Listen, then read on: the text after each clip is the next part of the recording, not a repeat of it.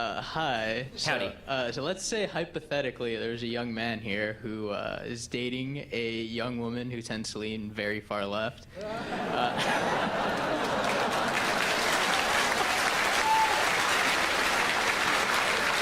So, sorry, before you go any further, is she present right now?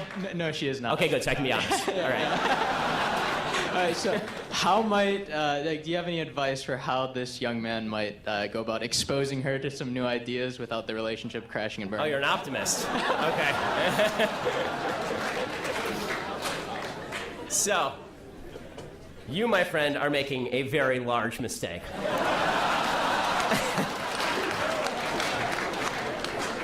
I'm sure she's wonderful. I'm sure she's supremely attractive. I'm sure all of those things. It depends what the relationship is for. Are you in it for marriage, or like you actually have to give me like what's the end goal here?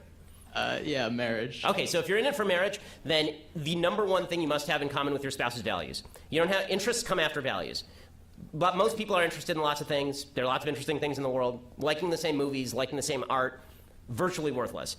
What is important is that you have the same value system. So politics are a reflection of values. Now, there are a lot of people who never connect their politics with their values. So you have to determine whether she's politically left because this represents some core values, or just because she's been told a bunch of slogans and now she repeats all these slogans. So when I first dated my wife, for example, my wife thought of herself as pro-choice. And then the more that we discussed the issue, it became very clear to her that she was actually pro-life and hadn't really considered the issue in a serious way. It was just she was told on college campus that it was a good thing to be pro-choice, and so she said she was pro-choice. And the same thing was true of gun rights, for example.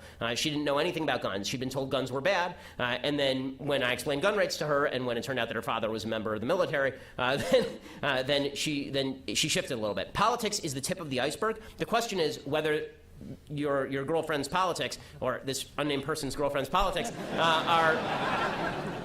are a floating bit of flotsam on the top of the ocean, or whether there's actually a structural underpinning for what she's thinking. So you first have to determine that. If there is a structural underpinning, and if she really believes this stuff on a strong level, you're really going to have to think about whether this is something you want to go through for the next 80 years. Because when it comes time to raise your kids, forget about you.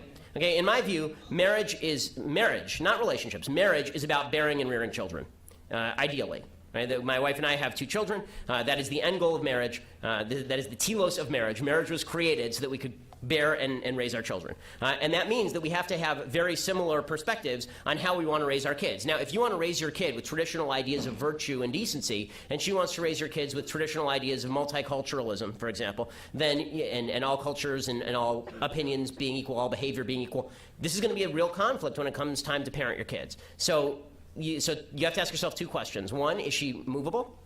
And 2, if she's not movable, what is your end goal here? Because, there's lots of fun to be had in life. But when it comes time for marriage, marriage is, as all the married people in the room know, marriage is not the time for fun. Marriage is, when it comes time for marriage, I've, not totally true. I love my wife and we have a great marriage. But, see, I know she's watching. But